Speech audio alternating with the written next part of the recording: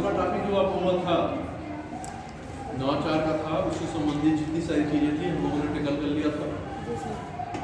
अब आज हम लोग जो है पर्यटन हम उसके पहले देखे थे, तो पर्यटन में एक टॉपिक आपका छूटा था। टॉपिक क्या क्वेश्चन कर दीजिए कि उत्तर प्रदेश के आर्थिक विकास में पर्यटन की भूमिका, ये नहीं कराया गया था ना? नहीं सर। तो आज उसको हम लोग करते हैं, फिर उसके बाद करंट पे आते हैं। जो आपका जो है सामान्य जो करंट होता है हर मंथ का, उस आधार पे क्या क्या मेरी सरकार की योजनाएं हुई एक साल के अंदर, तो उस आधार पे जो हम लोग करंट अफेयर को देखने का प्रयास करेंगे, है ना? तो पहले आप लोग जो है डालिए उत्तर प्रदेश के आर्थिक विकास में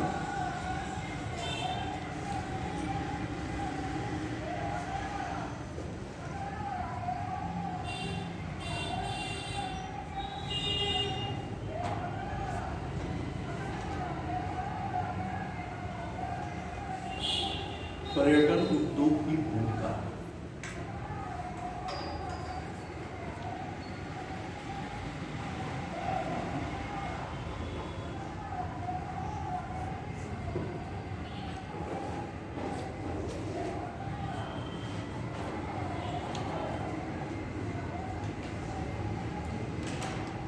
आज स्ट्रेंथ इधर बिल्कुल खाली है सर। हो सकता है आए, हो सकता है भी आएंगे। अच्छा, हाँ कि थोड़ा जल्दी शुरू हो गया है ना। पीछे आप पहले दिन आएंगे आज? क्या नाम है? सुगंध वर्मा। तो इसके पहले भी अभी तो आएंगे, आज पहली क्लास है? नहीं, पहले भी आते थे। पहली भी आती थी। मतलब मेरे क्लास में आप पहली बार आएंगे।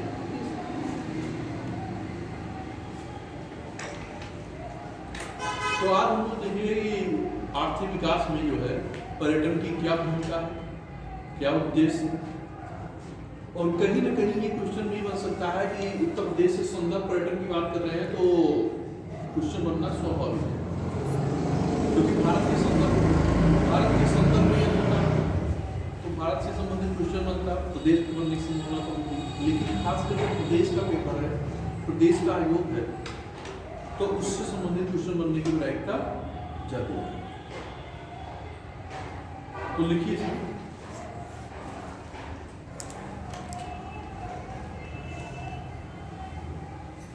उत्तर प्रदेश विविधताओं से भरपूर प्रदेश है। उत्तर प्रदेश विविधताओं से भरपूर प्रदेश है।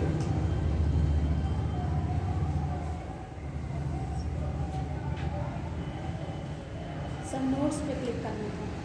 ठीक है, नोट पे सर। आगे देखिए अभी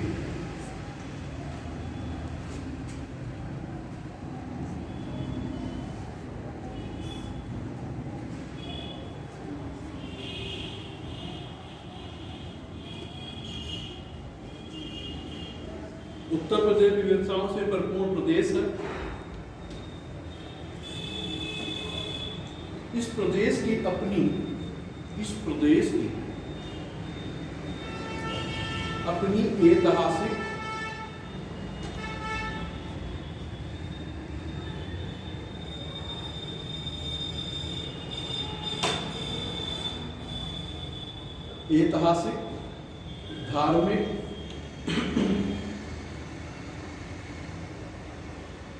ऐतिहासिक धार्मिक सांस्कृतिक पहचान है।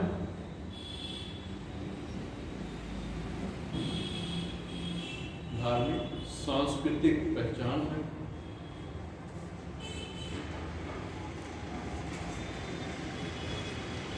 नीचे लिखिएगा,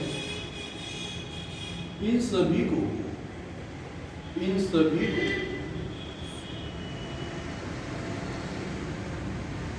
यदि पर्यटन से संबद्ध किया जाए, इन सभी को यदि पर्यटन से संबद्ध किया जाए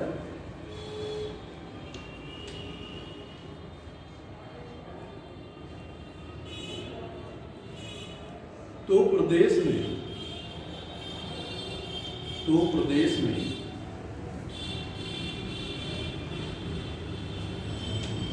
पर्यटन की अपार संभावनाएं नजर आती हैं।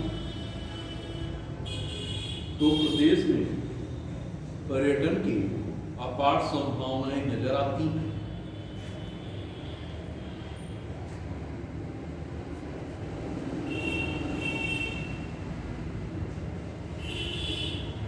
जो प्रत्यक्ष या अप्रत्यक्ष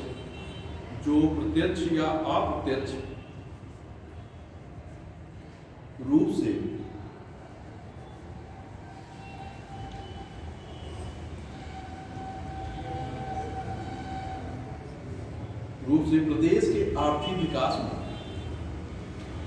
प्रदेश के आर्थिक विकास में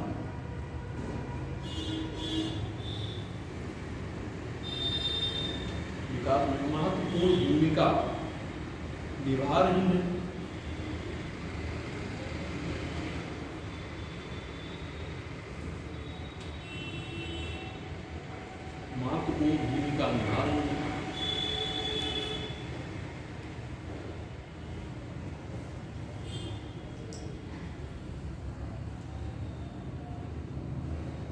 नीचे लिखेगा उत्तर प्रदेश में पर्यटन को बढ़ावा देने के लिए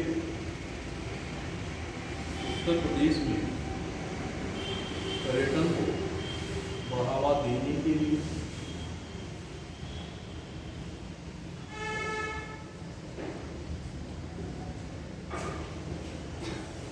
को बढ़ावा देने के लिए 1956 ईस्वी में पर्यटन विभाग की स्थापना की गई थी। 1956 में पर्यटन विकास की स्थापना की गई थी, पर्यटन विभाग की स्थापना की गई थी।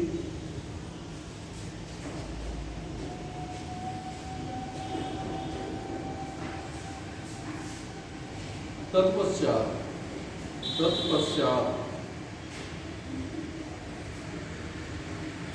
राज्य सरकार द्वारा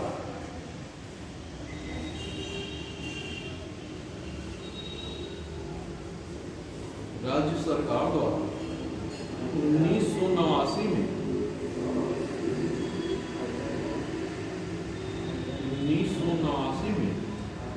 पर्यटन को उद्योग का दर्जा दिया गया था।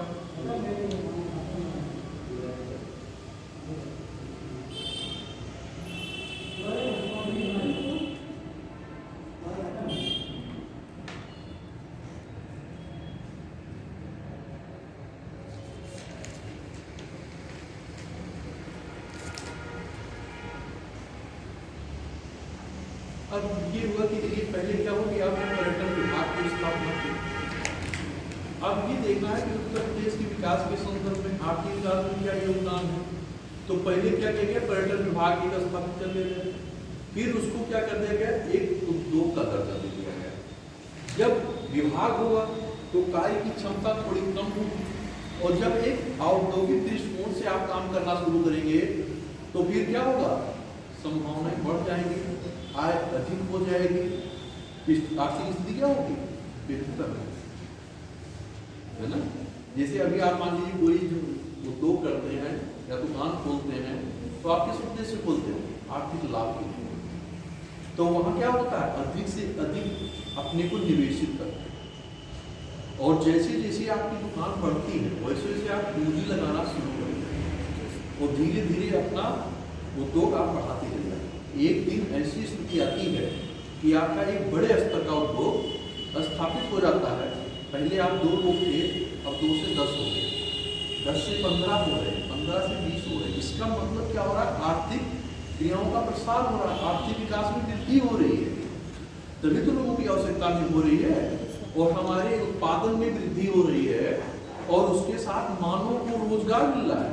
जो हमारे यहाँ काम करने वाले वर्कर हैं उनको रोजगार मिल रहा है, उनकी आय में वृद्धि हो रही है। तो जब आपका उद्यम बढ़ेगा, आपका व्यापार बढ़ेगा, तो आपके यहाँ कर्मचारी बढ़ेंगे, और कर्मचारी जुड़ेंगे तो आपके साथ क्या होगा, व्यापार का प्रसार। इसी आधार पे इसको पर्यटन विभाग से उतना ज्यादा विकास ना हो पाता जितना उद्योग का दर्जा देने से। अब हमें ये देखना है कि उत्तर प्रदेश के पर्यटन या आर्थिक विकास में पर्यटन का क्या योगदान है, इसको हम लोग। सर पर्यटन क्या है? पर्यटन का मतलब ये है कि जहाँ आने जाने वाले टहलने वाले आगंतुक होगा।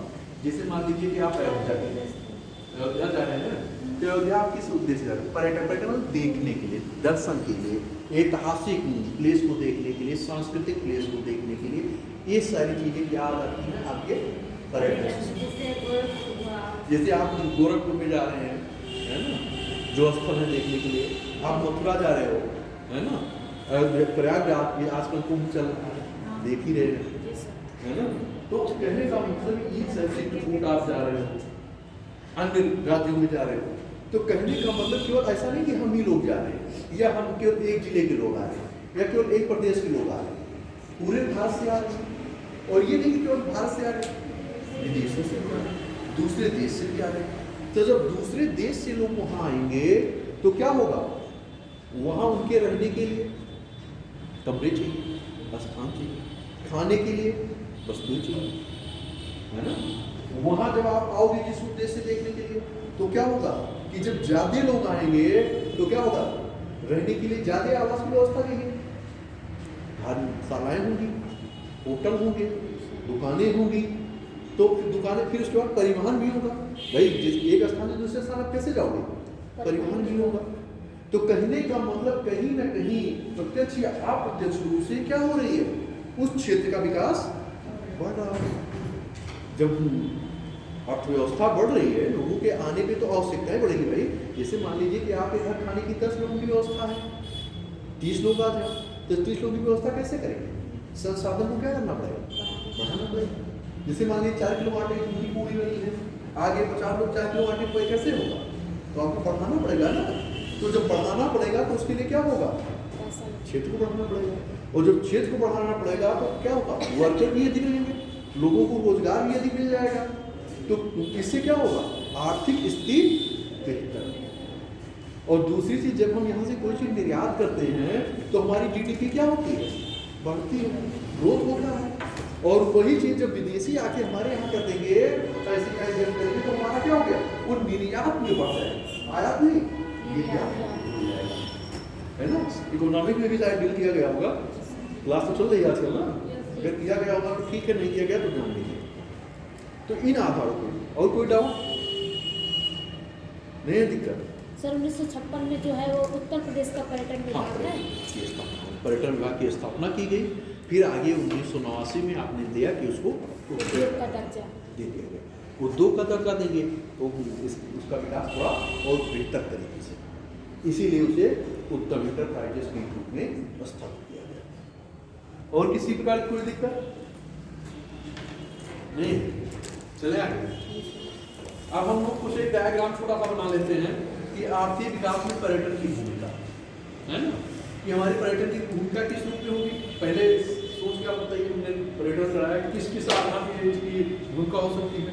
अभी भी मैंने चर्चा किया, तुरंत रिसेटलमेंट कहाँ कहाँ वृद्धि हो सकती है, परिवहन के क्षेत्र में हो सकता है, रोजगार में हो सकता है, राजस्व में वृद्धि हो सकती है, बुनियादी ढांचे का विकास होगा। और दूसरी चीज सबसे महत्वपूर्ण तब और क्या हो सकता है, मान लीजिए राजस्व में वृद्धि हो गई, बुनियादी ढांचे में वृद्धि हो गई, रोजगार मिलेगा, अर्थव्यवस्था हो गई, इकोनॉमी, क्योंकि अर्थव्यवस्था की भूमिका की बात कर रहे हैं, तो अर्थव्यवस्था का काम ही है कि उस अर्थव्यवस्था में और क्या चीजें हो सकती है, रोजगार सृजन होगा, ठीक है, जीडीपी बढ़ेगी, जीडीपी डेवलप होगी। नहीं तो इकोनॉमिक्स आपकी आगे की जीडीपी में चाहे रखी जाए, अर्थव्यवस्था करिए बात करिए, राजस्व बढ़ेगा, सरकार का राजस्व बढ़ेगा, क्या चीज़ सर सांस्कृतिक आदान प्रदान, बिल्कुल, क्योंकि जो एक देश के लोग आएंगे दूसरे देश के, तो एक देश की संस्कृति दूसरे देश की संस्कृति में परस्पर क्या होगा, आदान प्रदान, सांस्कृतिक आदान। एक यहाँ जैसे आप जब एक क्षेत्र से दूसरे क्षेत्र में जाते हो तो वहाँ के रहन सहन और बहुत सारी चीज़ों को क्या कर लेते हो, अपना लेते हो, है ना। तो एक क्षेत्र की संस्कृति दूसरे क्षेत्र की संस्कृति को क्या करती है, प्रभावित करती है। एक क्षेत्र की घटना दूसरे क्षेत्र की घटना को क्या करती है। तो इस सारे तत्वों को देखने का प्रयास करते हैं। चलिए देखिए उत्तर प्रदेश के आर्थिक विकास में पर्यटन की भूमिका।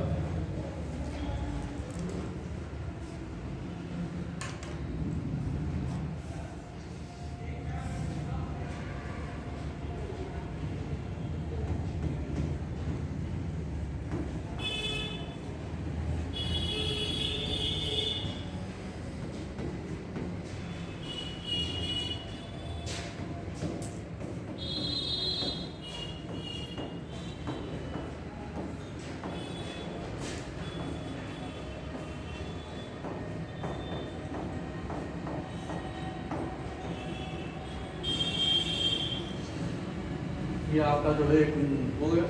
अब आपको क्या करना है कि अब आपको इसको क्या कर लेना है, ये राजस्व वृद्धि,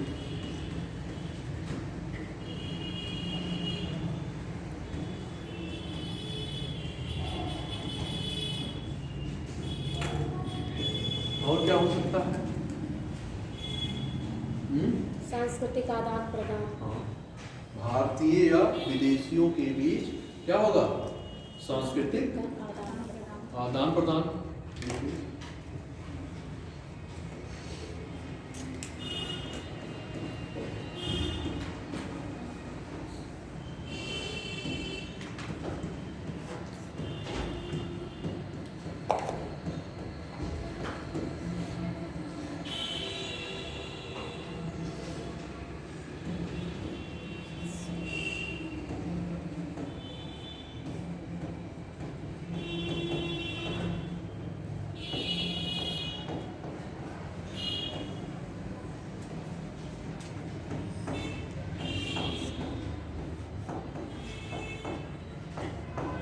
सांस्कृतिक आदान प्रदान।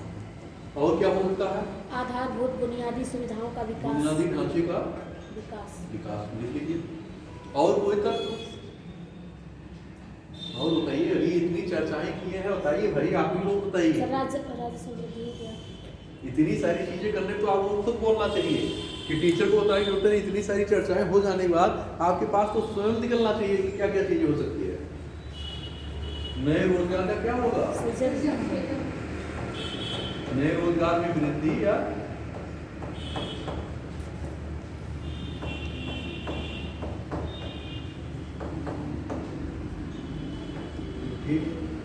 सृजन। और क्या होगा? बुनियादी ढांचे।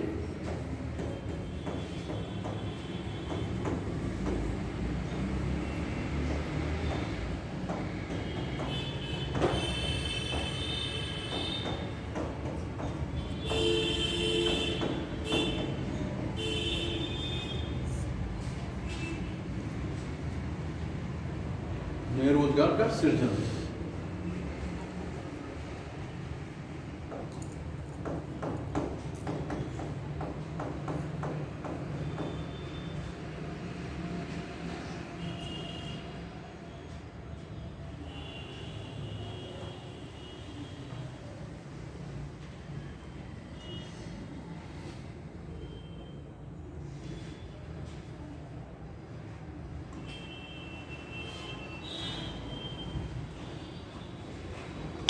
ये सारी चीजें आपकी जो है नए रोजगार में क्या होगी? रोजगार बढ़ेंगे, नए रोजगार में वृद्धि होगी, रोजगार के निर्माण होंगे, बुनियादी ढांचे का विकास होगा।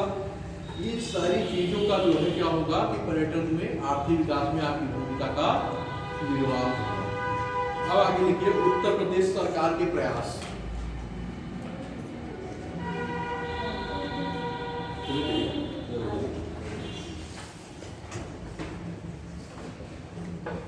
उत्तर प्रदेश सरकार के प्रयास।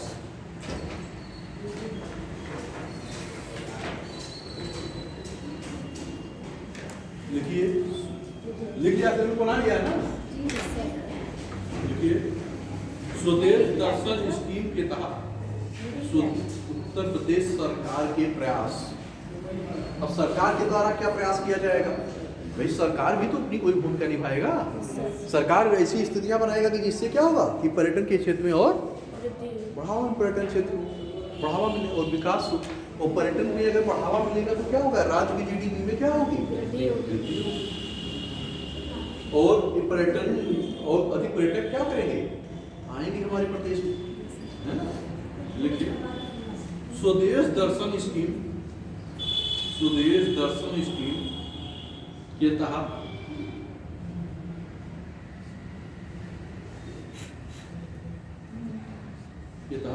रामायण सर्किट, रामायण सर्किट के अंतर्गत,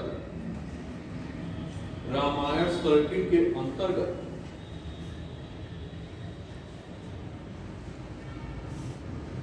अयोध्या में राम कथा गैलरी, अयोध्या में Ram Katha gallery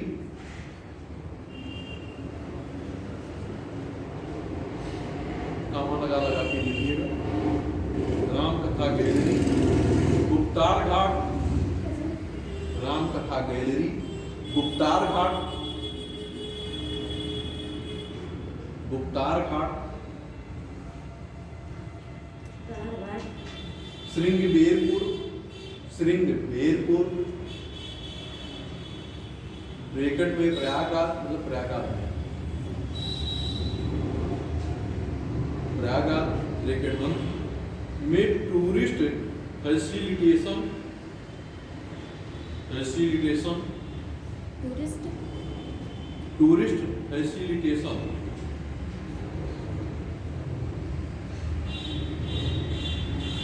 centre, facilitation centre, comma लगा लगा के लिखिएगा। चित्रकूट में परिक्रमा मार्ग, चित्रकूट में परिक्रमा मार्ग पर, परिक्रमा मार्ग पर कवर्ड शेड, कवर्ड मतलब ढका हुआ, कवर्ड शेड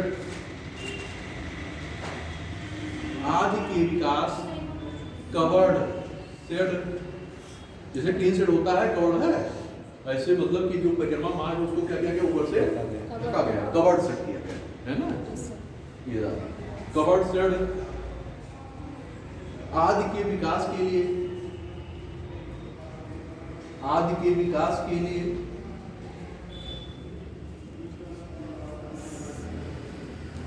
भारत सरकार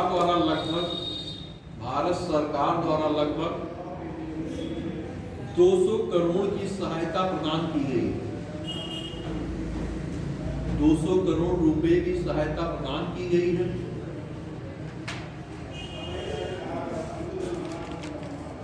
अगला, अयोध्या, प्रयाग,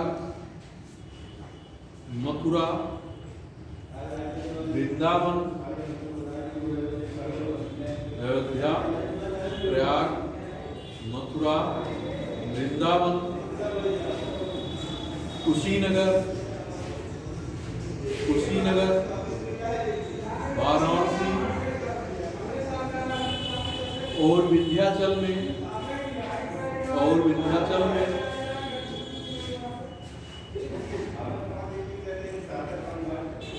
सांस्कृतिक पर्यटन को विकसित करने, विंध्याचल में सांस्कृतिक पर्यटन को विकसित करने,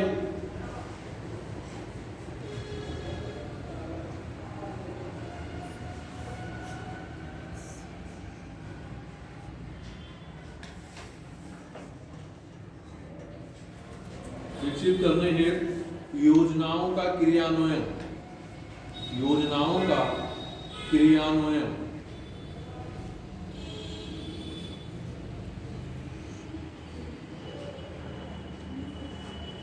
अगला, स्वदेश दर्शन कार्यक्रम या स्कीम, स्वदेश दर्शन स्कीम या कार्यक्रम,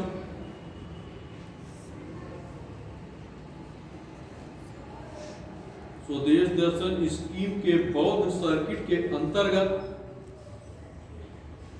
स्कीम के बौद्ध सर्किट के अंतर्गत, बौद्ध सर्किट के अंतर्गत कुशीनगर, कपिलवस्तु, कुशीनगर, कपिलवस्तु एवं श्रावस्ती में, एवं श्रावस्ती में मूलभूत पर्यटक और स्थापना, मूलभूत पर्यटक और स्थापना विकास किया जा रहा है, और स्थापना विकास किया जा रहा है।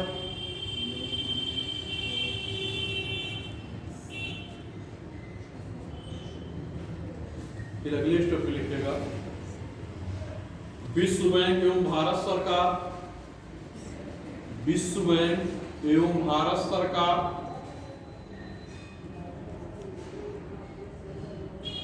के साथ उत्तर प्रदेश, के साथ उत्तर प्रदेश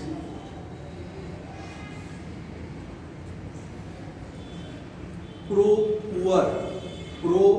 पुअर लिख लोगे ना? प्रो पुअर पर्यटन विकास परियोजना, प्रो पुअर ऐसे रहेगा।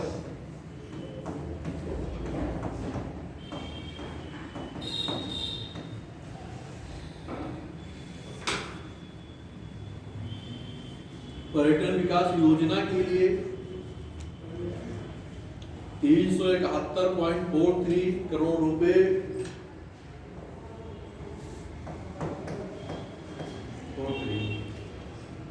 371.43 करोड़ रुपए का समझौता किया गया। किसके साथ किया गया? कौन, किसने किया? World bank. विश्व बैंक पढ़ाया गया नहीं पढ़ाया गया इकोनॉमिक्स में? विश्व बैंक क्या होता है, IMF क्या होता है, अंतर्राष्ट्रीय मुद्रा कोष है ना, international monetary fund, world bank है ना, WTO वर्ल्ड ट्रेड ऑर्गेनाइजेशन, विश्व व्यापार संगठन, ये सारी चीजें भी जो है आप लोगों को कराई जाएंगी कि क्या होता है, अंतर्कार्ड क्या है ना, सब कराया गया नहीं कराया गया? सर अभी चल रहा है अंतर्राष्ट्रीय संगठन, सर अभी अंतर्राष्ट्रीय संगठन चल रहा है, उसके अंतर्गत कराया जाएगा। तो इन सारी चीजों को आपको वहाँ बताया जाएगा।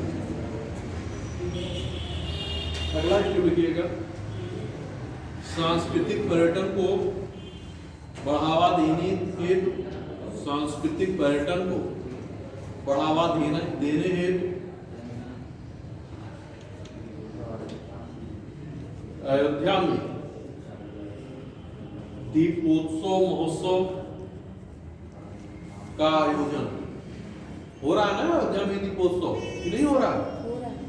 हर साल हो रहा है इधर।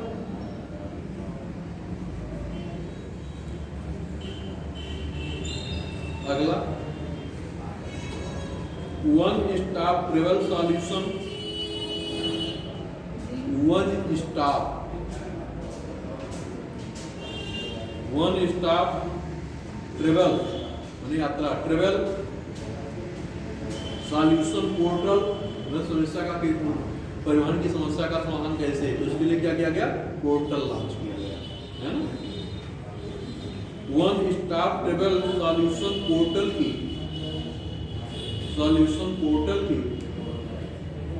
व्यवस्था, सॉल्यूशन पोर्टल की व्यवस्था। अगला, उत्तर प्रदेश में की ब्रांडिंग के लिए,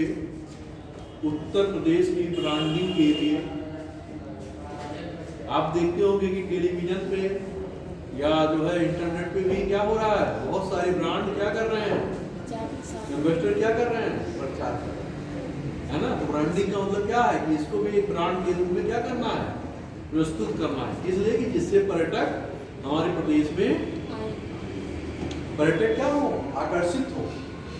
और विज्ञापन में क्या दिखाया जाता है कि उस वस्तु की गुणवत्ता क्या है, बहुत अच्छी है।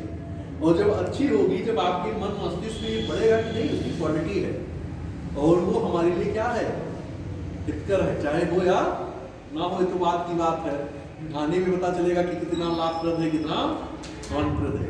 लेकिन विज्ञापन में क्या हो रहा है, वो चीजें आपको बताई जा रही हैं, कई बार बताई जा रही है। जब आपको क्या हो रहा है, जैसे विज्ञापन आया तो क्या हो रहा है, विज्ञापन दिखाए जा रहे हैं। क्योंकि जितनी बार विज्ञापन आप देखोगे, कहीं ना कहीं उससे क्या होगे, प्रभावित होगे। और जब प्रभावित होगे तभी तो उस वस्तु का आप क्या करोगे, खरीदारी करोगे, तभी तो उसके लिए क्या करोगे, क्रेता होगे। नहीं ऐसे थोड़ी होगा। तो विज्ञापन की दुनिया ऐसे नहीं करती। उसका भी क्या है, निहितार्थ है कि हमें लोगों को क्या करना, अपनी तरफ आकर्षित करना है। आगे लिखिए,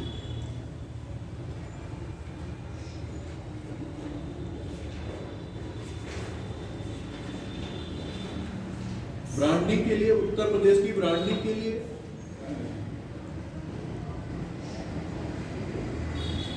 यूपी नहीं देखा, नारा सुना होगा, यूपी ने नहीं देखा तो इंडिया नहीं देखा। सुना है कि नहीं सुना है, बहुत सुना होगा।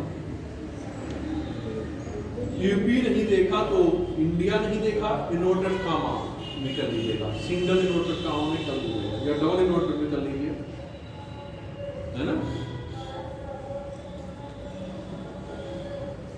टैग लाइन की ब्रांडिंग, यूपी नहीं देखा तो इंडिया नहीं देखा, डबल इन्वर्टेड कामा बंद कर दीजिए। टैग लाइन की ब्रांडिंग, आगे टैग लाइन की ब्रांडिंग, आगे लिखिए दक्षिण कोरिया में आयोजित, दक्षिण कोरिया में आयोजित, दक्षिण कोरिया क्या है, देश है। कहाँ है,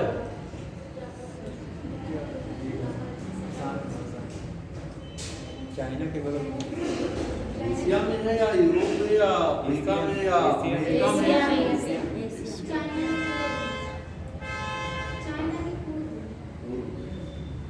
और भी उत्तर कोरिया दक्षिण कोरिया भी होता है, उत्तर कोरिया भी है, दोनों पास में था। ये दोनों भाई थे क्या? तो पहले दोनों एक ही थे, बाद में बाद में अलग अलग। चलिए, दक्षिण कोरिया में आयोजित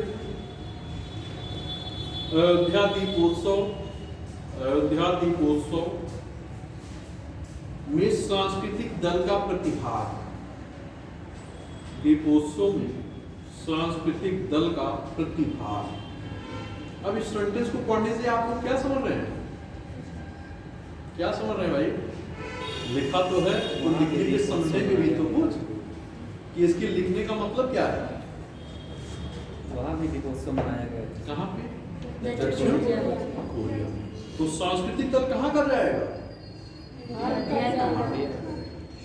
आपका सेंटेंस भी तो इंडिकेट कर रहा है। तो सांस्कृतिक आदान प्रदान हो रहा है, नहीं हो रहा है? हो रहा है ना। आगे लिखिए नेक्स्ट स्टेप। उत्तर प्रदेश में पर्यटन को, उत्तर प्रदेश में पर्यटन को और अधिक लाभप्रद बनाने के लिए, पर्यटन को और अधिक लाभप्रद बनाने में प्रदेश, देश, कहाँ लग रहा है? प्रदेश, देश व आम जनमानस को, व आम जनमानस को, आम जनमानस के सम्मिलित प्रयास की, किसकी किसकी? प्रदेश की, देश की, आम लोग मतलब सभी लोग, आम लोग, आम जनमानस के सम्मिलित मतलब सभी लोगों को मिलजुल कर प्रयास, सम्मिलित प्रयास की आवश्यकता, सम्मिलित प्रयास की आवश्यकता।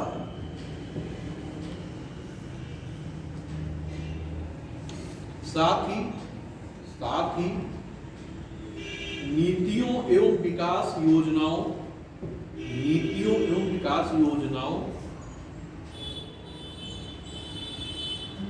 ब्रैकेट में लिखिएगा स्वदेश दर्शन, स्वदेश दर्शन, प्रसाद योजना, कमा लगाएगा प्रसाद योजना। पढ़ा होगा सभी योजनाएं, पढ़ा है कि नहीं पढ़ा है? स्वदेश दर्शन योजना क्या, प्रसाद योजना क्या है, पढ़ा नहीं पढ़ा है? मनरेगा क्या है ना, स्टार्टअप क्या है, स्टैंड अप इंडिया क्या है ना, अमृत मिशन योजना क्या है, तो पढ़ाया गया होगा नहीं पढ़ाया गया? पढ़ाया गया, बताया गया होगा, देख लीजिएगा। हृदय योजना देखिए, हृदय योजना, सुगम्य भारत, स्वच्छ भारत आदि, ये सारी क्या है? योजनाएं।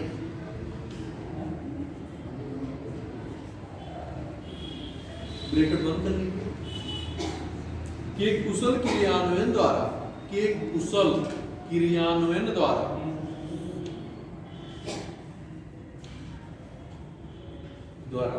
पर्यटन के प्रति जन जागरूकता फैलाकर, पर्यटन के प्रति जन जागरूकता फैलाकर जन जागरूकता फैलाकर तथा प्रचार प्रसार के माध्यम से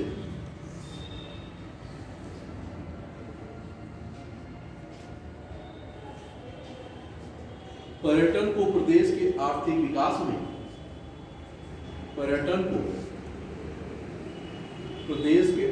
विकास में सहयोगी बनाया जा सकता है।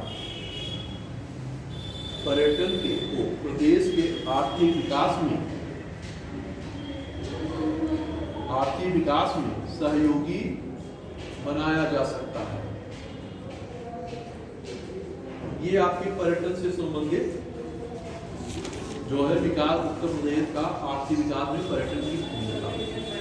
अभी इसमें क्या है, उसका मूल्यांकन भी हो गया है और आर्थिक विकास में उसकी भूमिका भी हो गई है। अब जिस प्रकार से क्वेश्चन आपसे पुटअप करेगा उस प्रकार का आंसर आप लोग दीजिएगा। आपके पास मैटर की कमी नहीं है, इतना मैटर है कि आप चाहे जिस टाइप का क्वेश्चन पूछेगा आप ले सकते। मूल्यांकन भी इसी में हमने करा दिया है कि मूल्यांकन भी पूछा तो मूल्यांकन भी यही से आ जाएगा। एक पन्ना हुआ होगा, 2 पेज ये कम है, तो आपका 3 क्वेश्चन यहीं से बनेगा, तीनों का आंसर यहीं से आ जाएगा। अब हम लोग आएंगे करंट अफेयर। क्या है आपको उत्तर प्रदेश में एक टॉपिक में इसलिए मेंशन किया गया है करंट अफेयर, तो उत्तर प्रदेश के भी करंट अफेयर चर्चा करेंगे। बाकी तो करंट आप लोग पढ़ते हो पूरे ऑल इंडिया के पर्सपेक्टिव पे, वो तो आप लोग कोई मैगजीन अगर लेते होंगे तो पढ़ते होंगे, पेपर पढ़ते होंगे, न्यूज़ सुनते होंगे, ये सारी चीज़ें हम लोग करते होंगे जहाँ तक मैं सोचता हूँ। तो आप लोग बाकी आप लोग जाने क्या करते हैं क्या नहीं करते। कितने लोग मैगजीन कोई पढ़ते हैं? हाँ मैगजीन कितने लोग पढ़ते हैं करंट पे? कौन सी मैगजीन पढ़ते हो? कभी द हिंदू, वो तो पेपर है, वही पढ़ते हैं। नहीं पेपर की बात नहीं कर रहा हूँ, मैगजीन की बात कर रहा हूँ। करंट की जो मैगजीन आपने देख, क्रॉनिकल है, दर्पण है, उसकी दृष्टि की है, विजन की है, तो बहुत सारी मैगजीनें जो है आती हैं। परीक्षा मंथन है, तो उस आधार पे आप किसकी पढ़ते हैं? तो घटना चक्र की है, और ये सारी मैगजीन मंथली आती है। तो उस आधार पे क्या है कि ठीक है, अभी आपको एग्जाम तुरंत हालिया में करंट में तो बैठना नहीं है कि रिजल्ट में आप एग्जाम में बैठ रहे हो। अब ये है कि अगर बैठना होगा तो आपको करंट क्या करना होगा,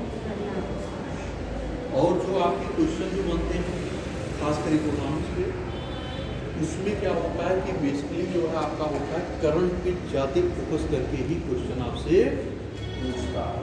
1.5 साल के बीच में आर्थिक घटनाएं क्या हुई, आर्थिक क्षेत्र में क्या क्या चीज़ें हुई हैं, प्री के पॉइंट ऑफ व्यू के, प्री परीक्षा के उस पर, और जो आपकी परीक्षा पे होता है ट्रेडिशनल को कम उठाता है और खासकर एप्लाइड क्वेश्चन को अधिक पूछता है।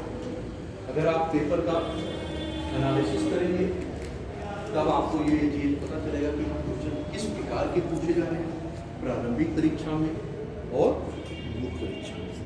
प्रारंभिक परीक्षा के क्वेश्चन का पैटर्न अलग होगा, मुख्य परीक्षा का पैटर्न भी। अब ये है कि प्रारंभिक परीक्षा के क्वेश्चन को आपको समझने में थोड़ा आसानी होगी, लेकिन मुख्य परीक्षा के क्वेश्चन को समझने में थोड़ा जटिलता। कारण उसका ये है कि अभी आपका जो बनना चाहिए स्टैंडर्ड परीक्षा के लेवल पे, अभी ये तो ज्ञान की कमी है, उस विषय के प्रति समझ की कमी है, इसी आधार पे आप वहाँ जस्टिफाई नहीं क्वेश्चन पे स्टैंड। लेकिन धीरे धीरे क्या होगा कि एक बार जब आप ये कर लेंगे, रिवीजन करेंगे, कई बार पढ़ेंगे, तो धीरे धीरे चीज़ें समझ में आने लगेंगी। तो इसके लिए घबराइए नहीं कि मान लीजिए आपने PYQ देखा, 10 ईयर देखा आपने कि परीक्षा से संबंधित क्वेश्चन मतलब ये समझ लिया, घबराइए, कोई दिक्कत नहीं। अभी आपके ज्ञान का स्तर बहुत इसलिए आप, लेकिन धीरे धीरे वो चीज़ें करते करते एक स्थिति आप पहुंच जाओगे कि आप उस क्वेश्चन को लिख लेते हो। बस इतना ये है कि लिखने के बाद इसको दिखाइए ऐसे व्यक्ति को कि जो उसको जानता, कि आपको जज कर सके कि आप स्टैंड ले पा रहे हो या नहीं। लिखने तो कुछ भी ले सकते हो, है ना, तो कुछ भी लिखने से काम नहीं चलेगा। तो आइए हम लोग चलते हैं उत्तर प्रदेश के करंट पे, जो एनुअल 1 साल से 1.5 साल के बीच में हुआ है, उसकी चर्चा करते हैं।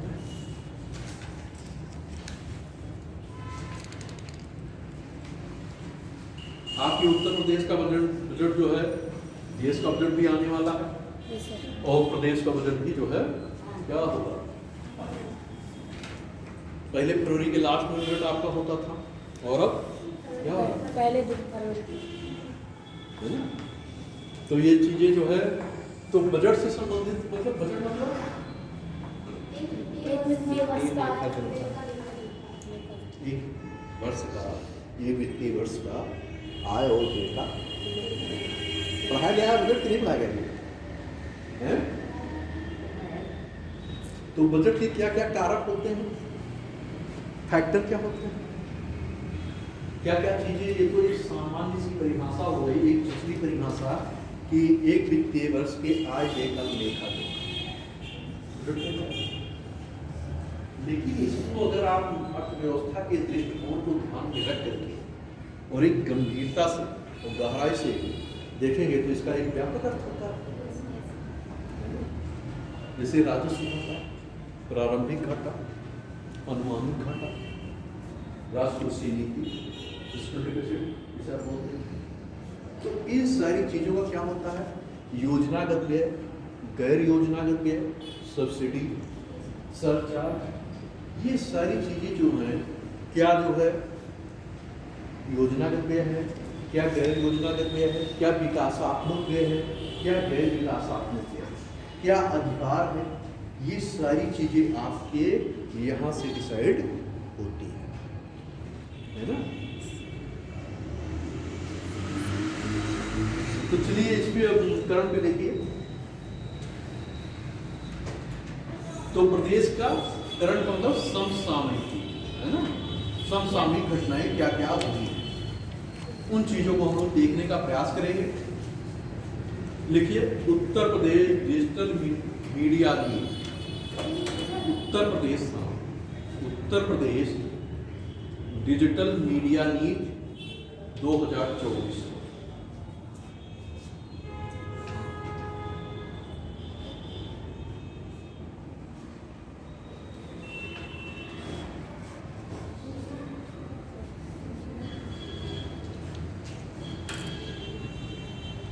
अब आप लोग जैसे आपने देखा होगा डिजिटल इंडिया योजना, देखा है ना, Yes, sir. बहुत दिन से सुनते आए होंगे। तो डिजिटल का मतलब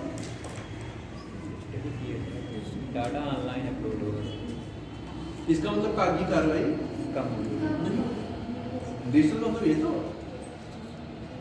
लिखिए, उत्तर प्रदेश के मुख्यमंत्री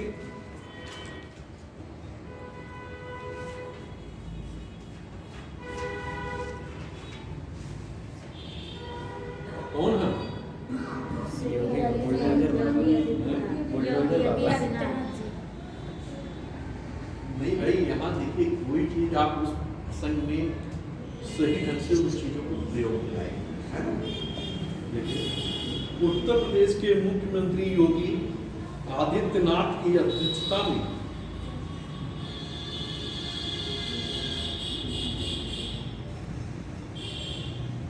मुख्यमंत्री योगी आदित्यनाथ की अध्यक्षता में 23 अगस्त 2024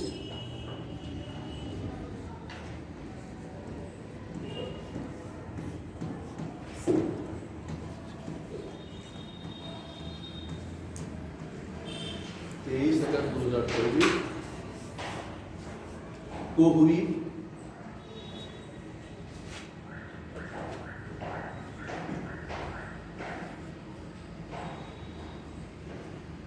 कैबिनेट की बैठक में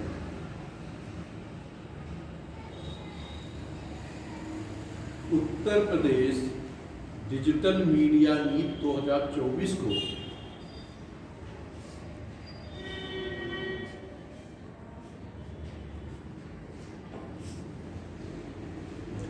को मंजूरी दी गई।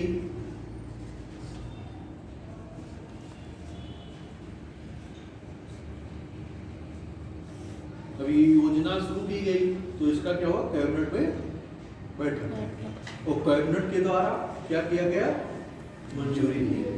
जैसे आप लोगों ने पढ़ा होगा पोल्ट्री, तो पोल्ट्री में आप लोगों ने पढ़ा होगा कि सीएम मतलब चीफ मिनिस्टर, मुख्यमंत्री, फिर आपने देखा होगा कि मंत्री।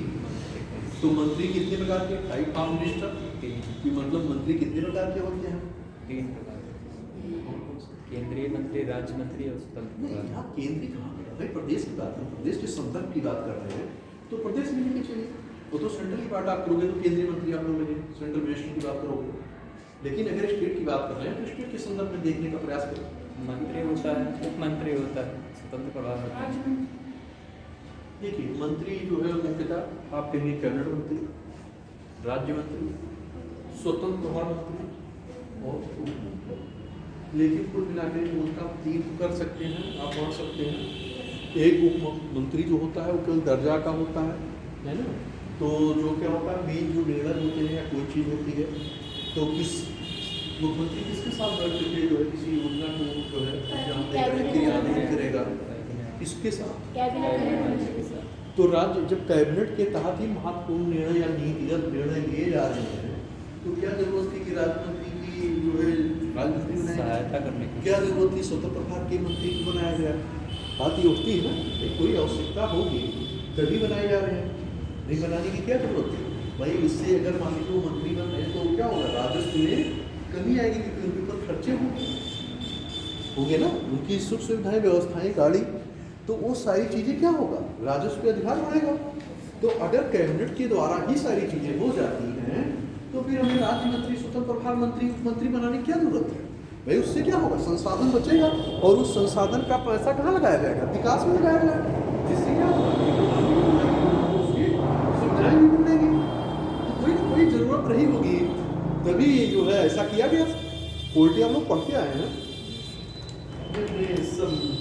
पूर्व अध्ययन के आधार पे और कराए गए क्लास के आधार पे, बताइए सर कैबिनेट मंत्रियों की सहायता के लिए। ये तो एक सामान्य सी बात हो गई कि चलिए भाई अकेला कैबिनेट नहीं देख सकता, पूरे प्रदेश की बात होती है क्योंकि कैबिनेट मंत्री प्रदेश के संदर्भ की बात होती है, पूरे प्रदेश से संबंधित कार्य होता है, योजना आती है, बजट होता है, मान शिक्षा विभाग है ना, पेंशन विभाग है, विकास से संबंधित है ना, पशु पालन से संबंधित है, उद्यान विभाग से संबंधित है, बहुत सारे विभाग हैं, तो बहुत सारे विभागों से संबंधित है। देखिए कारण ये होता है कि एक व्यक्ति पूरे जो है प्रदेश के संदर्भ में कार्य प्रणाली व्यवहारिक रूप में करना संभव नहीं। तो इस आधार पे क्या होगा कि और लोगों की जरूरत पड़ेगी, तब जब जरूरत पड़ेगी तो इसका मतलब कि और इसको बनाना पड़ेगा, तो किस स्तर का, मिनिस्ट्री स्तर का। तो इस आधार पे क्या बना दिया गया, राज्य। दूसरी चीज स्वतंत्र प्रभार बनाया गया, तो स्वतंत्र प्रभार पे भी आपको बताया गया होगा क्यों बनाया गया। तो इन आधारों पे आप ये जानिए, क्योंकि आप पोल्ट्री पे नहीं जाएंगे क्योंकि छूट जाएगा आपका करंट। स्वतंत्र प्रभार का बता दीजिए सर, पढ़े कई बार भूल जाते हैं। नहीं तो फिर पढ़ लीजिएगा, नहीं समझ पाएंगे तो फिर आगे पूछेगा, क्योंकि ऐसे आप स्वतंत्र प्रभार कुछ और, तो ऐसे धीरे धीरे चीजें जो है बढ़ती चली जाएंगी। और हम जो दिखाना चाह रहे हैं वो छूट जाएगा, जो टाइम लिमिट है तो हम छोड़, तब ये कहिए तो हम ये छोड़ दें। या तो मैं केवल इंडिकेशन दे रहा हूँ आपको कि अगर ठीक है आप भूले हैं, मेरे इंडिकेशन देने का केवल इतना मतलब होता है कि उन चीज़ों को आप समझ पा रहे हैं या नहीं समझ पा रहे हैं। नहीं समझ पा रहे हैं तो जाइए इसको रिवीजन करिए, देखिए एक बार, और देखने के बाद इसी बहाने आप कॉपी खोल करके अपना देख लो, रिवीजन हो जाएगा। ऐसा नहीं कि आप उसको पढ़ें, एक बार उठा के देख लीजिए, नहीं समझ में आता फिर पूछ लीजिए। ये इसका जो है याद होने का और कॉन्सेप्ट क्लियर होने की विधि है। लिखिए आगे।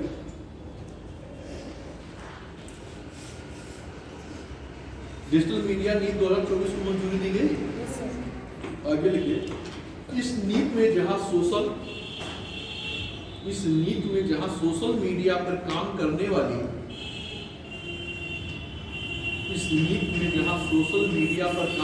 वाली एजेंसी व फर्म, सोशल मीडिया तो सभी लोग जानते होंगे ना, ये चीजें तो आज सबके हाथ में मोबाइल है तो सब जान ही रहे होंगे। सोशल मीडिया तो सब अच्छी तरह जानते होंगे, इलेक्ट्रॉनिक मीडिया और सोशल मीडिया, ये सारी चीजें तो आप लोग जान ही रहे हो कि नहीं जान रहे? फर्म के लिए विज्ञापन की व्यवस्था की गई। मीडिया पर काम करने वाली एजेंसी व फर्म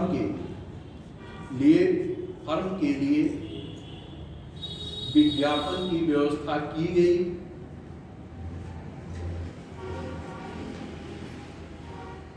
है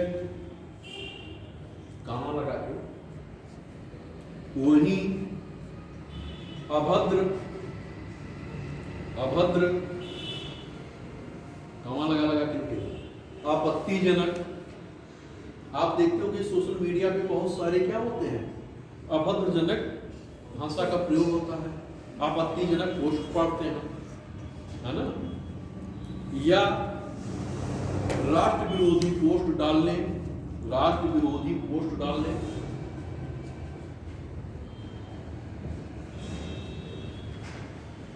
पर कानूनी कार्रवाई के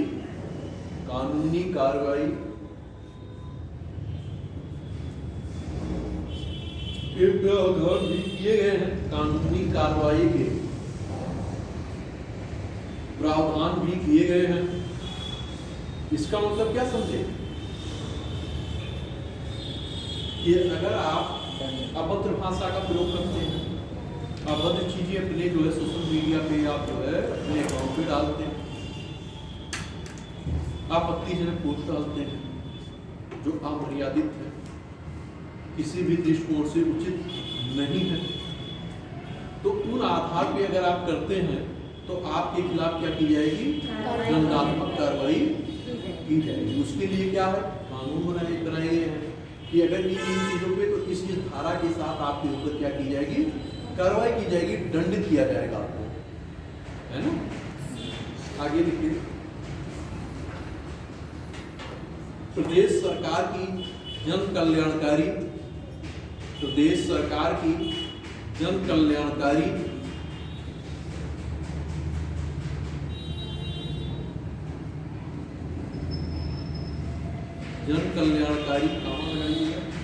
लाभकारी योजनाओं और उपलब्धियों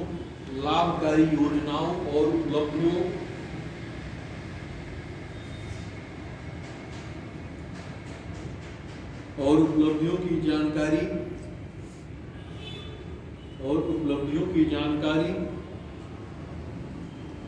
और उसके लाभ को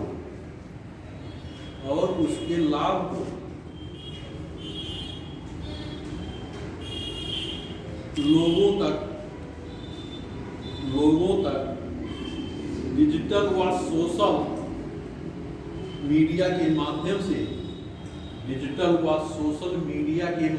से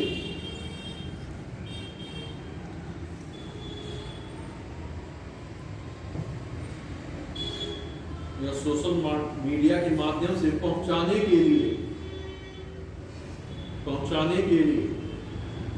ये नीति बनाई गई है।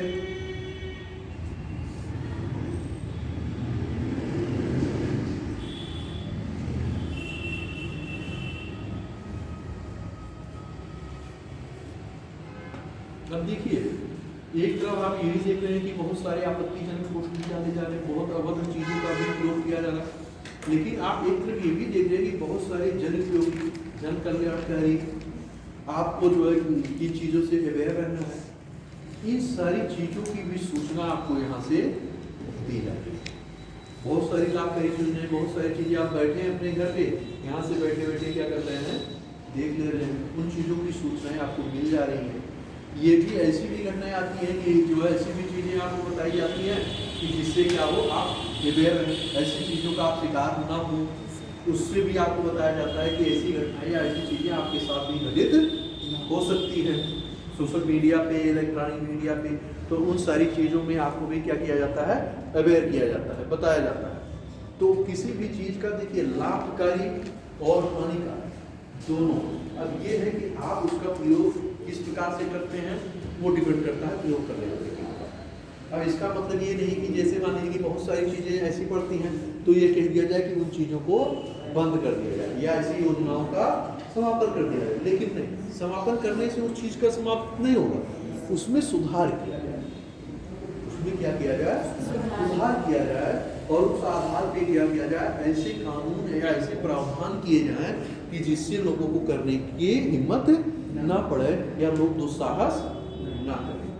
अगर ऐसी सारी चीज़ें होंगी तो जितने लोग उससे संबंधित चीज़ों को जानेंगे तो क्या करेंगे? डरेंगे कि ऐसी कार्रवाई क्या होगी, हमारे साथ भी हो सकती है, इसलिए क्या करना है, ऐसे कार्य नहीं करने चाहिए।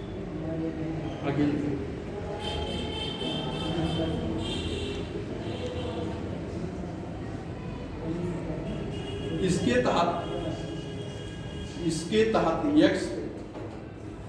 इसके तहत एक्स जैसे पता चल रहा है कि क्लास में पढ़ाया जा रहा हो और आप क्या हो हैं, सोशल मीडिया पे लगे हो, टेलीफोन पे, मोबाइल फोन पे क्या है लगे हो, है ना। क्लास में आप आए हैं पढ़ने के लिए, लेकिन प्रयोग कुछ और कर रहे हैं। ठीक है, करने के लिए बहुत सारी आपके पास समय है। अगर आप यहाँ कंसंट्रेट होकर पढ़ेंगे तो आपको उसमें बेनिफिट मिलेगा, नहीं पढ़ेंगे तो नुकसान किसका होगा? आप अपने समय की बर्बादी करने आए फिर पढ़ने आए, या तो आप अपने जिस उद्देश्य को लेके आए हैं उसके प्रति क्या है, समर्पित नहीं है, ईमानदार ऑनेस्ट नहीं है कि मुझे करना है, बस ये है कि मैं जो चलाया घर वालों को दिखाने के लिए, या ये कि मैं भी सीख की क्या कर रहा हूँ, तैयारी। लेकिन ये जिस प्रकार से जब तक आप डिवोटेड नहीं होंगे, समर्पित नहीं होंगे, लक्ष्य आपसे उतना ही दूर होता जाएगा। और ये चीज़ें तब समझ में आएगी कि जब बहुत देर हो चुका होता है। इसलिए जो चीज़ें हैं उसका सदुपयोग करिए कि आपको ऐसे अवसर मिले हैं कि आपको ऐसी सुविधाएं प्रोवाइड कराई गई हैं, तो आपको जो है और यहाँ बैठे हुए और बहुत कम समय में, और क्या है कि हाई स्कूल इंटर करने की बीए में कर रहे हैं और इस समय यदि आपको मिल रही है तो इस सुविधाओं का आप क्या करें, सदुपयोग करें और अपने जो उद्देश्य है उसको क्या करें, फलीभूत करें, पूरा करें। बाकी तो सारी चीज़ें पूरा जीवन है करने के लिए भाई, है ना, पूरा जीवन करते रहिए। आज कर लिया तो पूरा जीवन आराम करोगे, मौज करोगे, नहीं तो पूरा जीवन तो करना ही है। देख ही रहे हो कि जो कुछ हो रहा है, तो जो कुछ आए हैं अपने उद्देश्य और संकल्प को लेकर आप लोग करिए। हम लोग तो यही कहेंगे, बाकी तो करना आपको है, नहीं करेंगे तो करा भी नहीं पाएंगे, है ना। लेकिन उसका सदुपयोग आप लोग करें। देखिए इसके तहत एक्स ब्रैकेट में ट्यूटर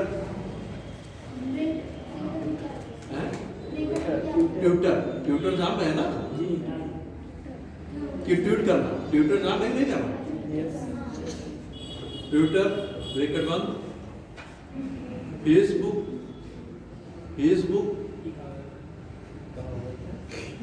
इंस्टाग्राम और यूट्यूब सब जानते हो ना, यूट्यूब बहुत देखते हो, सभी लोग देखते होंगे कि नहीं देखते, सही सही बताइएगा, देखते हो ना। फेसबुक चलाते हो, व्हाट्सएप चलाते हो, ट्विटर भी चलिए। यूट्यूब पर प्रदेश सरकार की योजनाओं और उपलब्धियों पर आधारित प्रदेश सरकार की योजनाओं और उपलब्धियों पर आधारित कंटेंट, योजनाओं और उपलब्धियों पर आधारित कंटेंट, वीडियो,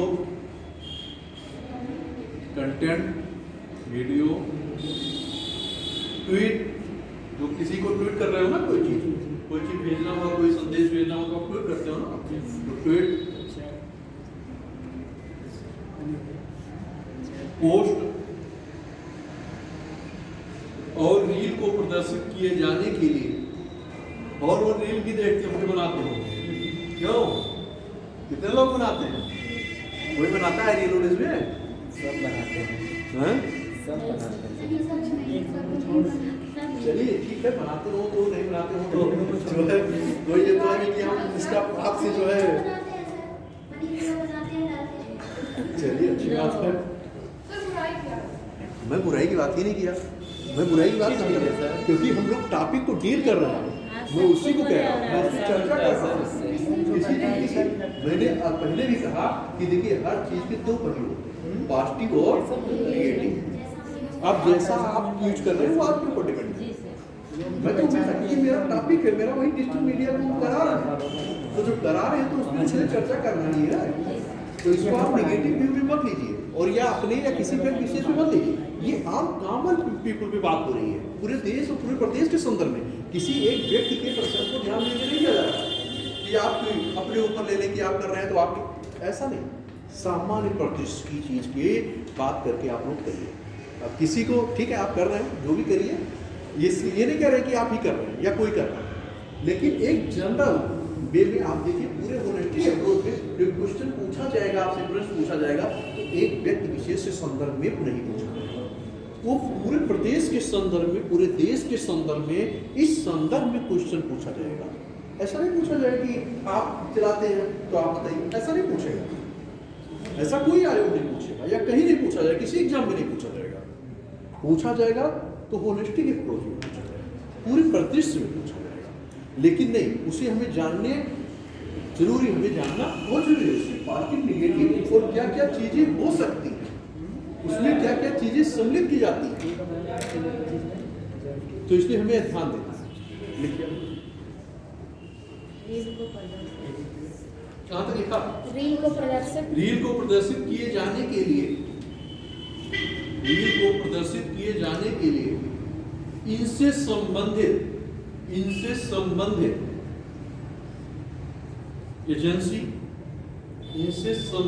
एजेंसी व फर्म को विज्ञापन देकर प्रोत्साहित किया जाएगा।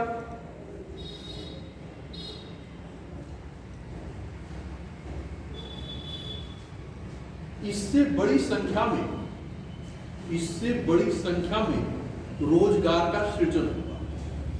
अब देखिए आपने जो पॉइंट लिखा उसको पढ़िए और पढ़कर समझने का प्रयास करिए और बताइए कि क्या आपने लिखाया है, क्या समझ रहे हैं।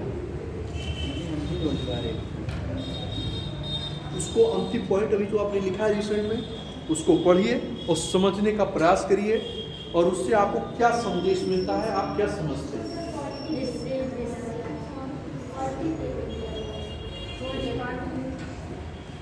और इसके ऊपर वाला स्टेप कहाँ किया था? देखिए क्वेश्चन जो आप टॉपिक पढ़े उसको समझ करके पढ़े, उसका मर्म क्या है, अगर उसको समझ के पढ़ेंगे तो वो आपका अपना हो जाएगा।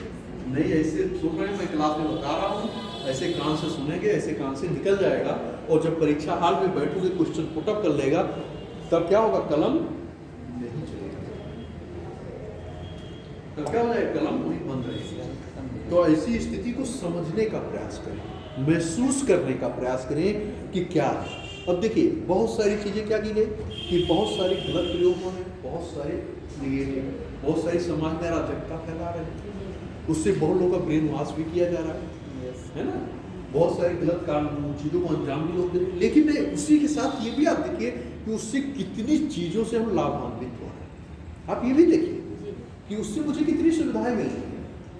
आप एजुकेशन के क्षेत्र में देखिए, चिकित्सा के क्षेत्र में देखिए, टेक्नोलॉजी के क्षेत्र में आप देखिए, है ना, मतलब विभिन्न प्रकार इंडस्ट्री के क्षेत्र में देखिए। तो आप अगर देखिए तो इसका एक व्यापक आयाम है और इस आधार पे क्या होगा कि जितनी साइटें होगी उसमें काम करने वाले लोग होंगे तो उनको क्या मिल रहा है, रोजगार। तो जब रोजगार मिलेगा तो लोगों का भरण पोषण होगा ना। तो करने का मतलब ये नहीं कि केवल एक, हाँ ठीक है, लेकिन आप उसके पॉजिटिव पे ज़्यादा जाइए, निगेटिव पॉइंट के आस्पेक्ट पे कम जाइए। हमें जो हमारे लिए हितकर हो हमें चुनना है, हम उसको चुन ले रहे हैं। जो चीज़ें हमारे लिए अहितकर है उसको हम क्या कर देंगे, छोड़ देंगे। लेट्स गो कर दो, इधर से आई चीजें और इधर से क्या हो गई, निकल गई। तो ये तो हमारे ऊपर डिपेंड करेगा ना कि हम किस आधार पर किसी चीज को ले रहे हैं, ग्रहण कर रहे हैं। राइट, ठीक है, दोस्त हैं 10 लोग 20 लोग हैं तो सभी लोग अच्छे नहीं होंगे, नो डाउट, सबके दोस्त होंगे, सबके होंगे। तो ऐसा नहीं कि 10 मिलकर हैं आपके तो 10 अच्छे होंगे, उसमें कोई बहुत गड़बड़ होगा, कोई मीडियम होगा, कोई अच्छा होगा, और कोई क्या करेगा, हमेशा लड़ाने गिनाने की बात करेगा। ठीक है, उससे दूर रहो यार, क्या दिक्कत है, छोड़ो, जाने दो उसको। वो ये मान लो कि आया 10 मिनट एंजॉय किया, जाने तो एंजॉय के रूप में देखो। तो घटनाओं का मूल्यांकन अपने आधार पर आप करना सीखें, और इसी आधार पर मैं ये भी कहता हूँ कि केवल घटनाओं का ही जो आप पढ़ रहे हैं उसका भी मूल्यांकन करना सीखें। जिस दिन ये क्षमता आपके अंदर डेवलप हो गई, उस दिन आप अपने 70% सफलता की सीढ़ी पर चढ़ गए। जिस दिन ये क्षमता आपके अंदर डेवलप हो, क्योंकि आपका अप्रोच क्या हो गया, बहुत व्यापक है।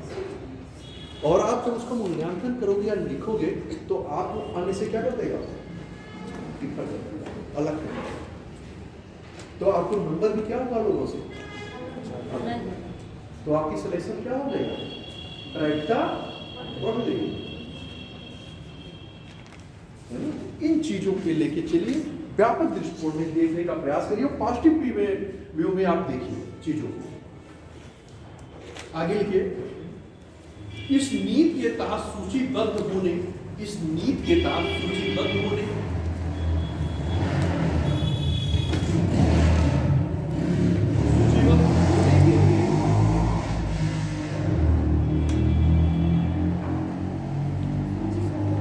के लिए एक्स, फेसबुक,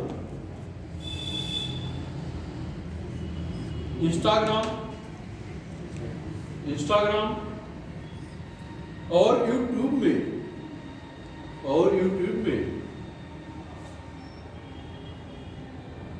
में से प्रत्येक को सब्सक्राइबर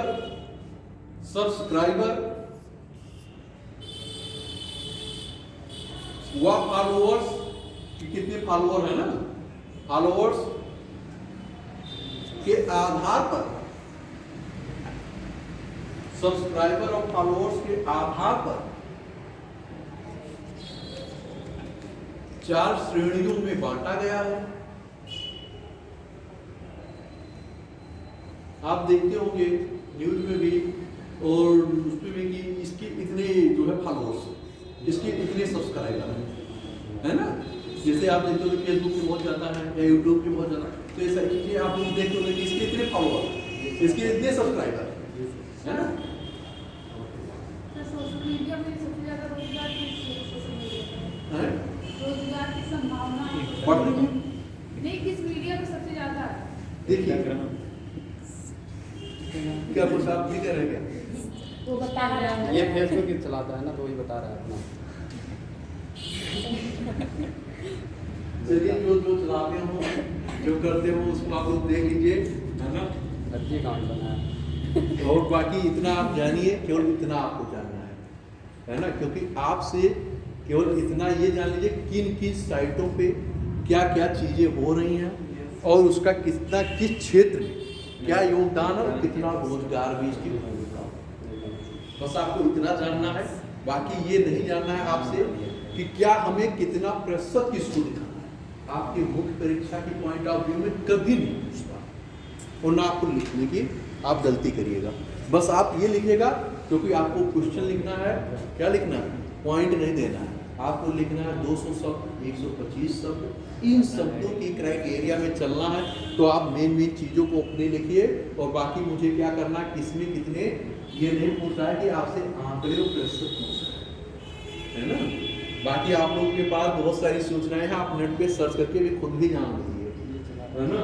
कुछ चीज़ें मैं केवल इंडिकेशन करता हूँ, बाकी समझने के लिए आप लोग समझिए, है ना। आगे लिखिए, 4 श्रेणियों में बांटा गया है। एक्स, अगला एक्स, फेसबुक, इंस्टाग्राम के अकाउंट होल्डर, कमा लगा के लिखिएगा, संचालक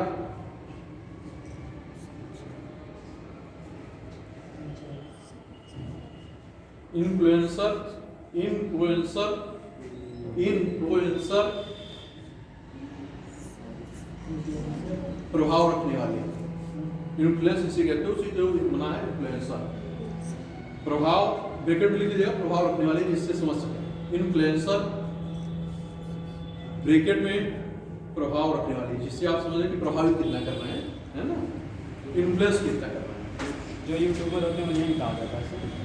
देखिए सोशल मीडिया, जब आप सोशल मीडिया की साइट की बात कर रहे हो तो सोशल मीडिया एक तो है नहीं, बहुत सारे सोशल मीडिया के तहत आते हैं।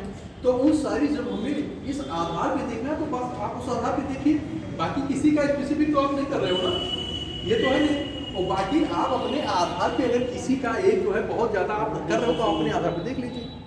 लेकिन यहाँ तो हमें जो है जिस आधार पे लेके चल रहे हैं तो हमें तो भाई सबको देखना है ना, हम किसी एक को स्पेसिफिक नहीं कर रहे हैं, क्योंकि मेरा टॉपिक ही वही है, और जो मेरा टॉपिक है तो उसके आधार पे हम लेके चलेंगे ना। बाकी जिस आधार पे आपको देखना, अगर आपको फेसबुक पसंद हो उसको देख लीजिए, यूट्यूब पे पसंद है आप यूट्यूब देख लीजिए, है ना, इंस्टाग्राम पसंद है इंस्टाग्राम पे आप देख लीजिए। मतलब आपको जिस साइट पे जाते अच्छा आपको अपने आधार पे आप अपनी चॉइस पे देख सकते हैं।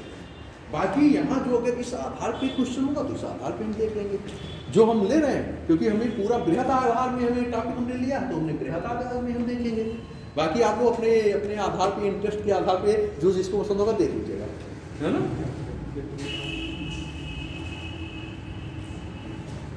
लिखिए, प्रभाव रखने वाले को भुगतान के लिए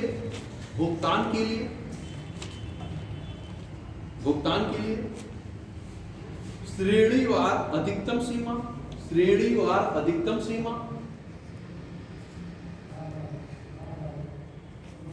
अधिकतम सीमा क्रमशः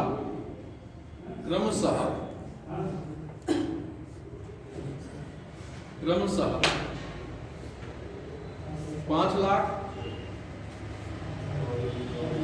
कमा लगा के 4 लाख,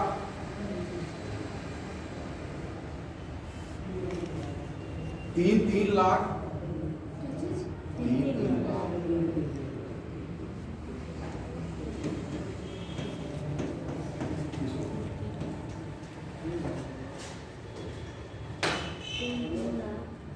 रुपए प्रति माह निर्धारित की गई है, रुपए प्रति माह निर्धारित की गई है।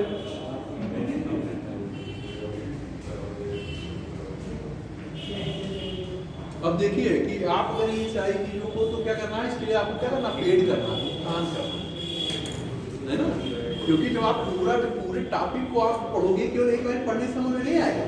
जब पूरा जितना मैं करा रहा हूँ उसको जब आप पूरा क्वेश्चन भी कंप्लीट नहीं हुआ तो इनकम्प्लीट है, जब आप पढ़ोगे तब आपको समझ में आ जाएगा कि क्या मतलब है इसका। आगे प्रतिमान निर्धारित की गई है, नीचे YouTube पर वीडियो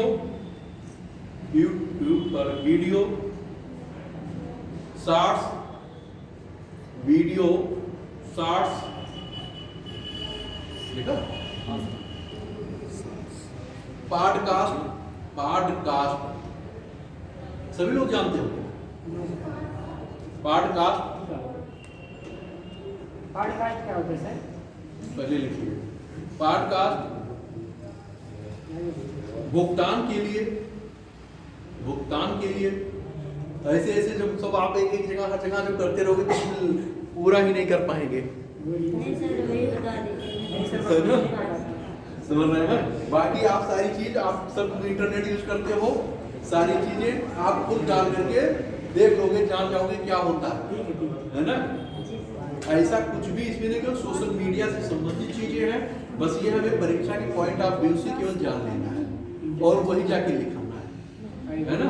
अब आप कहोगे सर इसमें क्या, अब इसमें क्या ये फीचर, तो सबके बहुत सारे फीचर है भाई, कहाँ तक जो है इसका क्लासिफिकेशन होगा, है ना। पॉडकास्ट भुगतान के लिए श्रेणीवार अधिकतम सीमा क्रमशः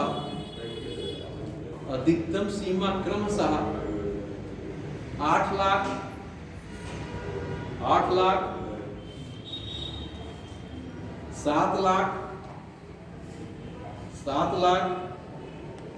6 लाख, 12 और 4 लाख प्रति माह निर्धारित किया गया है। 4 लाख प्रति माह निर्धारित किया गया है।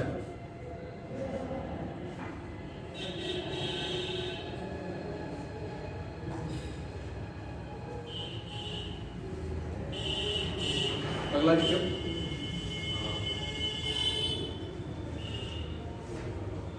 अभी सोशल मीडिया में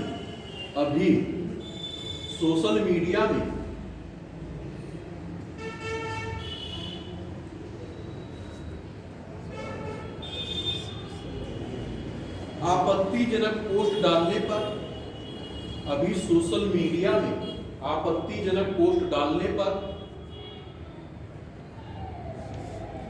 पुलिस द्वारा आईटी एक्ट की धारा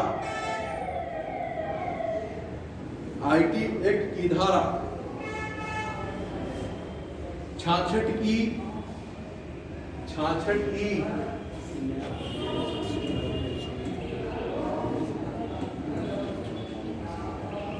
और 66 है ना, 66 ऐसे लिख लीजिएगा, जो भी है 66 ये धारा है कि इस धारा के तहत आपके साथ ऊपर कार्रवाई की जाएगी। जैसे होता है कि 302, 307, 376, 356 है ना, 222, 198, 504, बहुत सारी धारा है कि इस धारा के तहत क्या की जाएगी, दंडात्मक कार्रवाई की जाएगी। अगर आप ऐसे कानूनों का उल्लंघन करते हो कि जो डिजिटल मीडिया के जो कानून है, अगर आप उसका जो है अतिक्रमण करते हो तो आपके खिलाफ क्या की जाएगी, दंडात्मक कार्रवाई की जाएगी। बस केवल आप इतना जानें। बाकी इसको क्या करना है, आपकी पोल्टी में एक टॉपिक भी दिया गया है और वहां से भी आप इसको जाकर के पूरे क्लास को पढ़ लीजिएगा, है ना। मैं आपको बता दे रहा हूँ, यहाँ से उठा के आप पढ़ लीजिएगा या अपने इंटरनेट पे डाल करके आप पढ़ लीजिए, ठीक। 66 के तहत कार्रवाई की जाती है।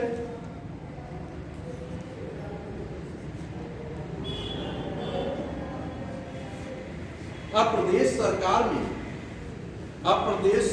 पहली बार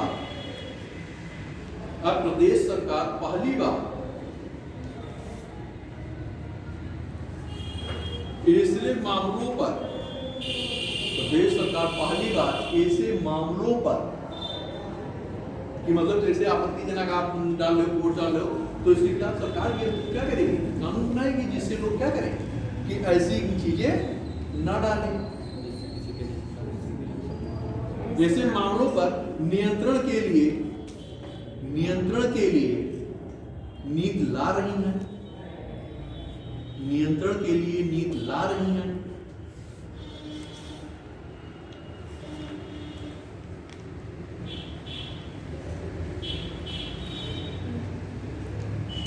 अगला लिखिएगा, इसके तहत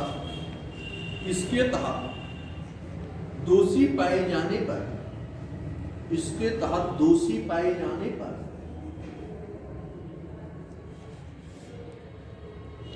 पाए जाने पर 3 साल से लेकर, ये 2 पॉइंट आप लोग बहुत ध्यान में रखिएगा, 66 वाला और ये वाला ध्यान में रखिए। वैसे ध्यान में तो सब रखना चाहिए, लेकिन जो है ये तो थोड़ा ज्यादा ध्यान में रखिएगा। 3 साल से लेकर उम्र कैद, 3 साल से लेकर उम्र कैद, ब्रैकेट में लिखिए राष्ट्र विरोधी गतिविधियों में,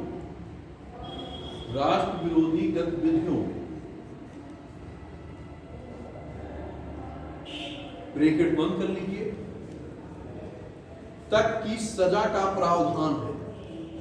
मतलब 3 साल से लेकर उम्र कैद तक की सजा का प्रावधान है।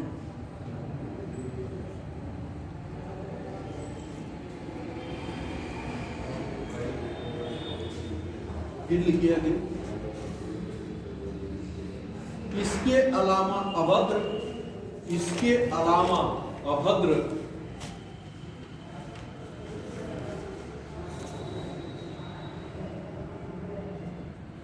व अश्लील सामग्री पोस्ट करने व अश्लील सामग्री पोस्ट करने पर अश्लील सामग्री पोस्ट करने पर आपराधिक मानहानि के मुकदमे का सामना आपराधिक मानहानि के मुकदमे का सामना भी करना पड़ सकता है।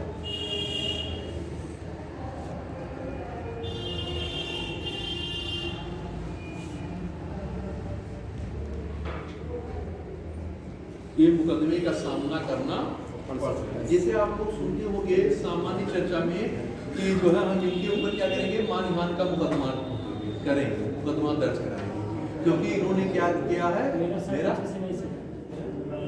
बोलो बोलो नहीं सुनो बोलो।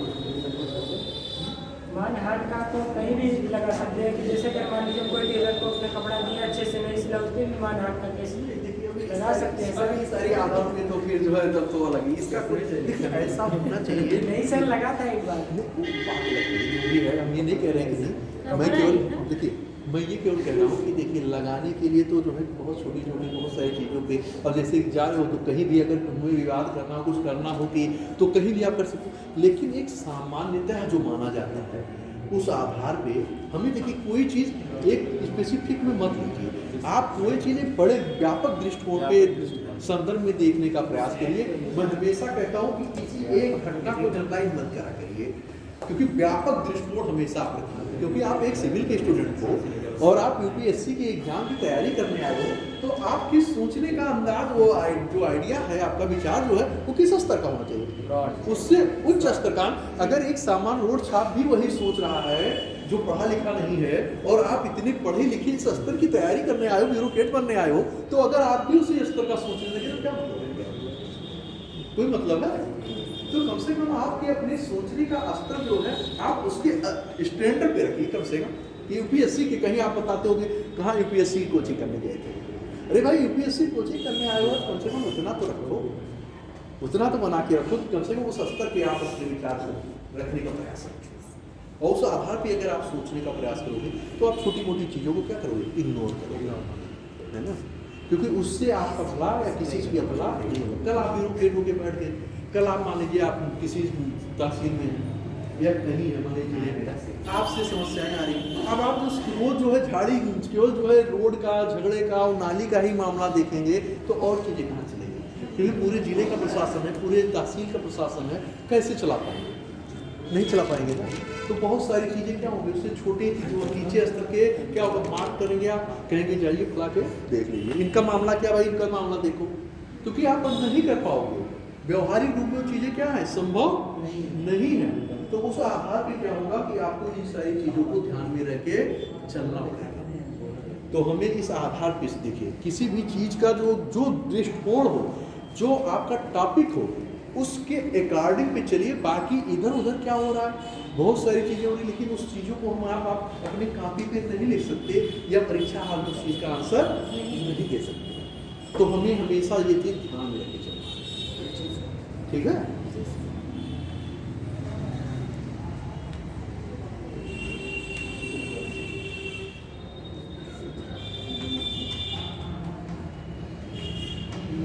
अब अगला देख लीजिए इसी में, क्योंकि आपके उत्तर प्रदेश के संदर्भ में करंट होंगे,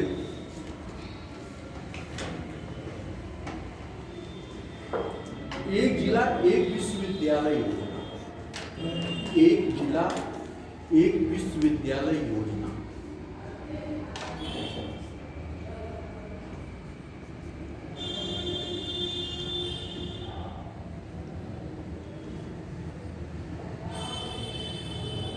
देखिए, योगी सरकार ने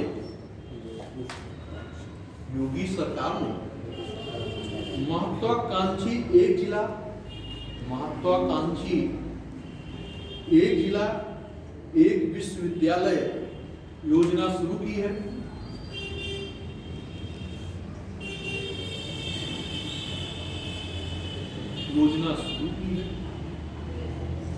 उत्तर प्रदेश में, नीचे लिखिएगा, छोड़ के लाइए, उत्तर प्रदेश राज्य के सभी 18 मंडलों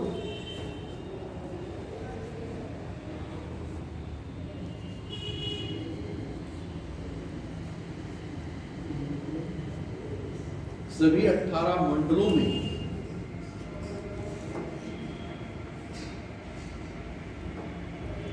विश्वविद्यालय है और राज्य सरकार अभी सभी जिलों में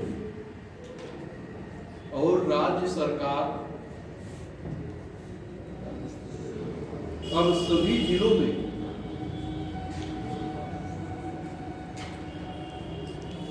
एक विश्वविद्यालय स्थापित करना चाहती है कि मतलब कि जितने जिले होंगे अब सभी जिलों में क्या होगा? विश्वविद्यालय करना चाहती है। तथा सहारनपुर में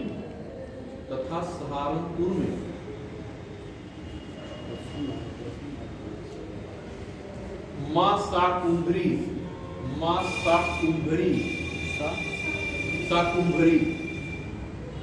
शाकुंभरी देवी विश्वविद्यालय पहले ही संचालित है और पहले से संचालित किया जाता है। संचालित है, नीचे लिखेगा अगले स्टेप में। इसके साथ ही मुरादाबाद में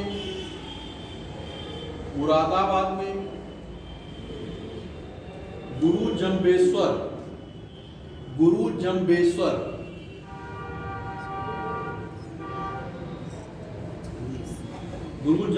विश्वविद्यालय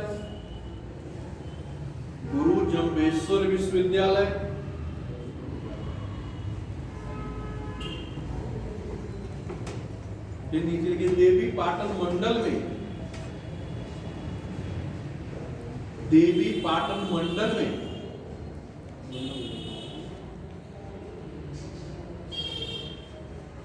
मां पाटेश्वरी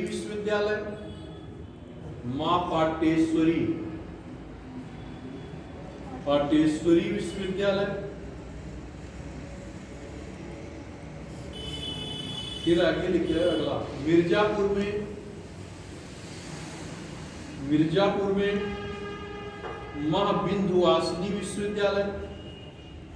विंध्याचल गए हो कि नहीं गए हो? मां का दर्शन करते हैं। नवरात्र में तो बहुत भीड़ होती है।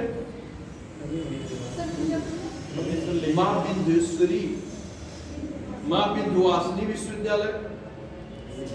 विंध्यवासिनी विश्वविद्यालय और कुशीनगर में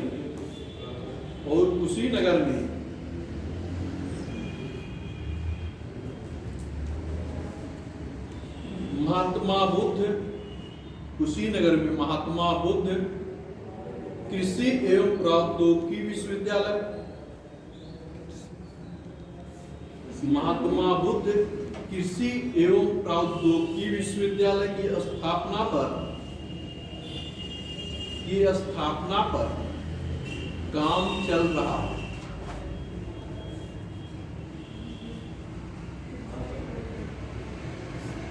अगला इस अवसर पर मुख्यमंत्री ने कहा कि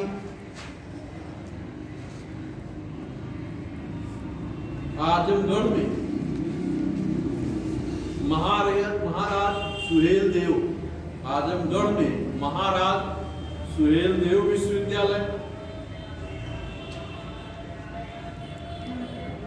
सुहेल देव विश्वविद्यालय और अलीगढ़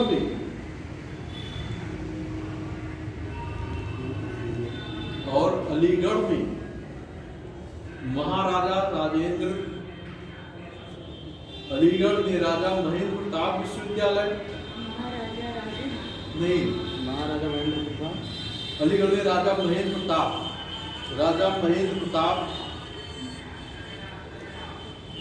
विश्वविद्यालय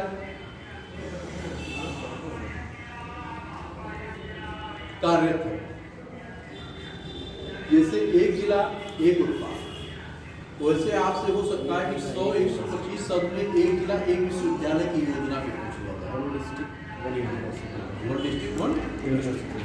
तो जैसे वन डिस्ट्रिक्ट वन प्रोडक्ट पे हम लोग कल चर्चा किए थे, तो इसी संदर्भ में क्योंकि करंट में हालिया में हुआ है तो इसलिए इसको भी हमने अभी और हम लोग करंट क्लास कराएंगे, है ना, अगले क्लास में जो मैडम आ भी रही हैं।